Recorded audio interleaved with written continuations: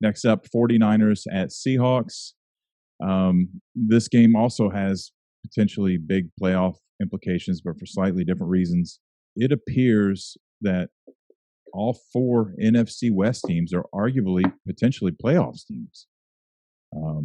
Unfortunately, some trash ass NFC East team is going to screw that whole thing up. I would be pissed, dude. If I won 9 or 10 games and some clown ass team that won 4 games got in the playoffs, I would be pissed. So check this out. So the NFC East has the distinction of being the only division in the NFL where all 4 teams have won a Super Bowl title. But it's also set to reach a level of futility no other division winner in league history has staked claim to. I'm reading this. It's too good not to share. The NFC East is making a case to have the worst division champion in NFL history. With the eventual champ potentially owning just 3 to 6 wins at the conclusion of the 2020 season. So if Dallas continues their 2-5 pace and maintain the division lead, which they no longer have now, that's the Eagles, but they're 2-4-1. So insert team here, really, with any of the 4 teams, to be quite honest. If the Cowboys or the Eagles or the Washington football team. Thank you. You're welcome. Thank you. I'm getting old. It's amazing that I can remember that we used to have to separate the chaff from the wheat in the fields, but back when I was a whippersnapper, but I can't remember the other team in the NFC East that I talk about twice a week. Any of those 3 teams, and even the 4th team, I mean, with the Giants being with just 1 win, they maintain the direction they're on.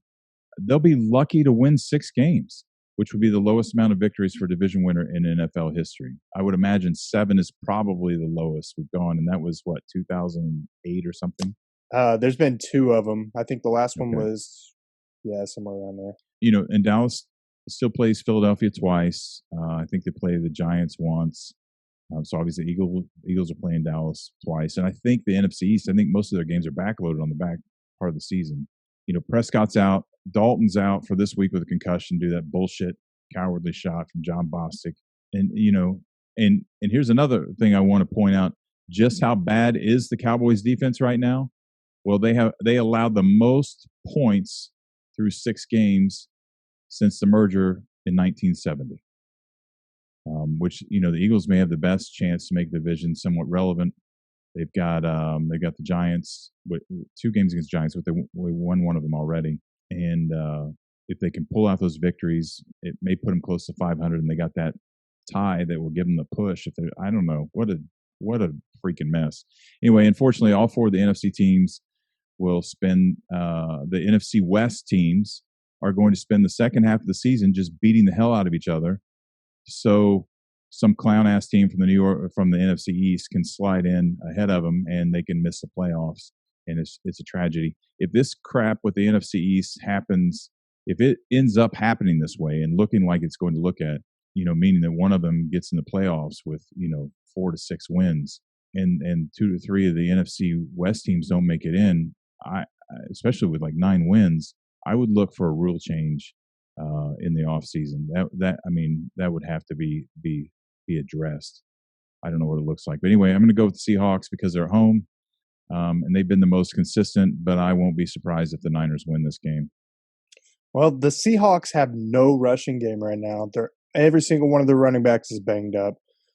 They will have to throw the ball a lot against a very good 49ers defense. On the other side, Kyle Shanahan is an offensive genius, and he should be able to exploit this awful Seattle pass defense.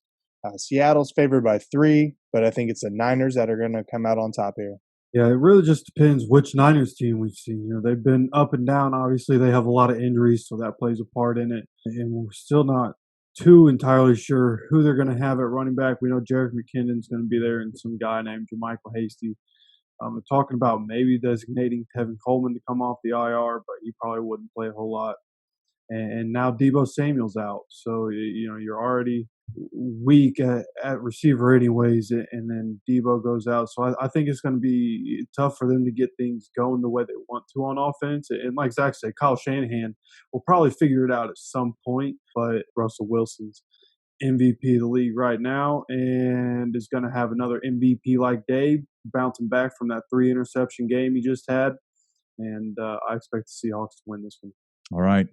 Here's the separation, Hefe. Damn it, Zach. Now I have to root for Pete Carroll. Yeah, you do. Oh, my gosh. I see what you did there.